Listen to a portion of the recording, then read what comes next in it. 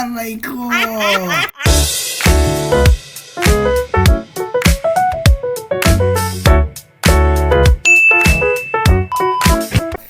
Dzień dobry mga to. Okay, bilis nga naman ang panahon talaga. Akalain mo yun? 2 taon na pala ako ngayon dito sa Poland. Pero grabe no. Sa 2 taon na yun, nakadalawang lipat na rin ako ng bahay. Pangatlo na yata ito. Grabe. Kakauwi ko nga lang pala niyang galing trabaho. Pero kailangan natin maglipat agad ng kwarto. Kasi nga daw i-renovate itong aking kwarto rito. Okay na sana to mga lods. Gusto na gusto sana sa akin itong aking tinitiran dito kasi may sarili na akong kitchen, toilet at naka-aircon pa. Pero ganun talaga. Kailangan natin lumipat. Ang mahirap lang niya syempre, panibagong kwarto, panibagong bahay na naman. Syempre, panibagong pakikisama na naman. Ay, ang hirap talaga ng pagganito talaga, no? Pero kailangan natin magtiyaga talaga. Wala naman tayong mapapahang bahay rito na malapit sa trabaho. Kasi ang mga bahay dito talaga malayo sa mga planta kung meron lang sana. Pero guys, okay talaga yung mga bahay dito. Dito sa nalipatan kong chicken factory, maganda naman yung mga bahay nila rito. Talagang masabi kong sulit din ang bayad. At ang per head nga pala rito 500 zloty, mga loads. Wala nga parang libreng accommodation dito. At dito ay babayaran mo talaga.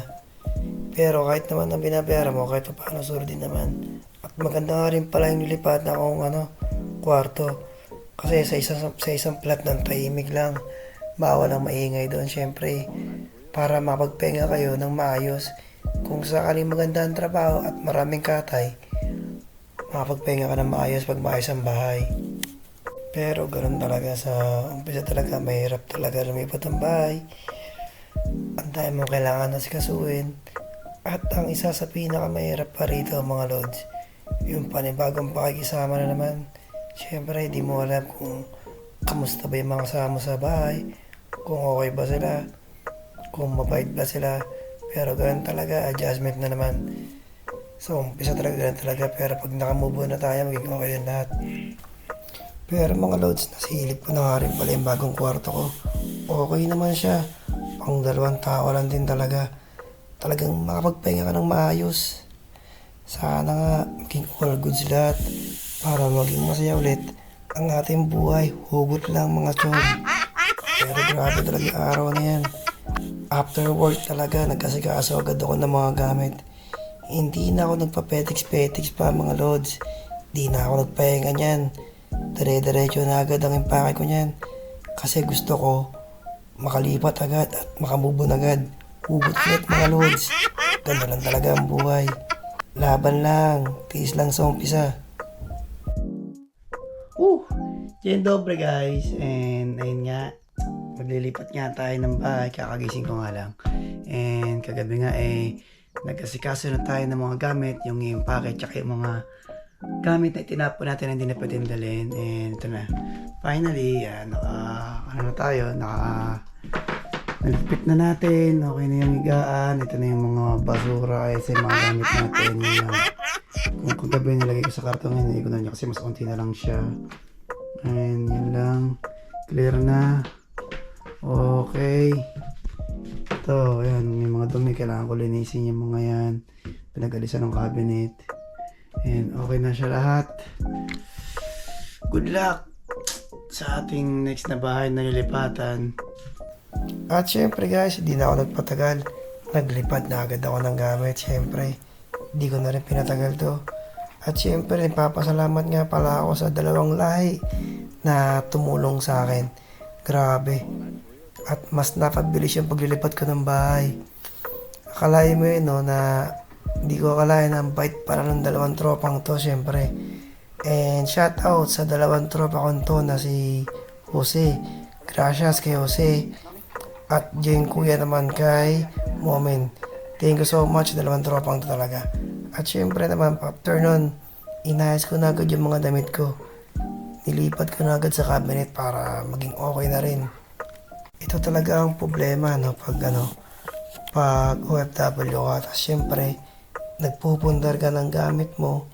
Ngayon, pag nakapundar ka na ng gamit mo, tapos lilipat ka na naman ng bahay, ay napakahirap talaga kasi marami ka naman naasikasuhin, marami ka naman ibabalot, di isipin mo paano mo siya maililipat.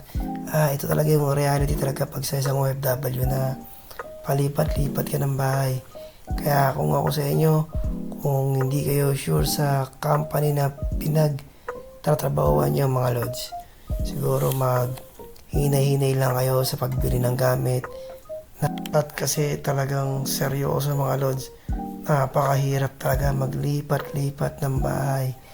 Katulad niya, sabi ko nga sa video ko, nakatatlong lipat na yata ako ng bahay. Ay, Diyos ko po, napakahirap.